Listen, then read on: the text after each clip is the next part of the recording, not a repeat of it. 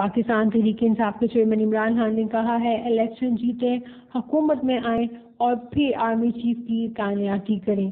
انہوں نے کہا یہ نہیں ہو سکتا کہ حکومت بیرونی طاقت سے ملک میں آئی ہو اور اس کے بعد وہ اتنے اہم عہدے کی تعیناتی کرے۔ اس کا حل ہے کہ پہلے صاف شفاف الیکشن کروائے جائیں اور جو پارٹی بھی حکومت میں آئے، چاہے وہ PMLN یا پیپلز پارٹی کی ہو، تو اس کے بعد وہ آ کر اس اہم عہدے کی تعیناتی کرے۔ انہوں نے کہا کہ میرے لیے اس وقت عوام کو باہر نکالنا کوئی مشکل کام نہیں۔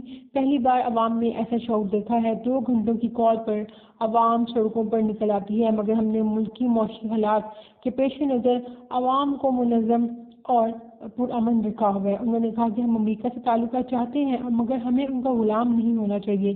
ہم نے 80 کی دہائی میں ان کی جنگ میں شامل ہو کر نقصان اٹھایا اور 9/11 کے بعد بھی ہم نے جنگ میں شامل ہو کر غلطی کی۔ میں نے ہمیشہ باوقار اور خوددار تعلقات کی بات کی ہے۔ انہوں نے مزید کہا کہ ملک کے اندر ایک چلتی ہوئی حکومت کو گرا کر ان کو لے کر آنے والوں کو چاہیے تھا کہ وہ ملک کے بارے میں سوچتے۔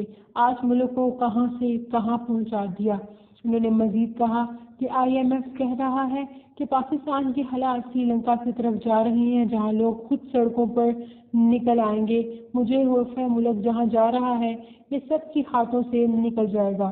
اور انہوں نے یہ بھی کہا کہ ایک طرف یہ کہتے ہیں کہ سب مل کر کام کریں، دوسری طرف میرے اوپر دہشت گردی کی FIR کی جا رہی ہے، ہر روز کیس پر کیس کیے جا رہے ہیں، میری ساری لیڈرشپ پر کیس کر دیے، 4 ماہ میں ملک کو کہاں سے کہاں پہنچا دیا، اپنے 1100 ارب روپے کے کیس معاف کروا لیے۔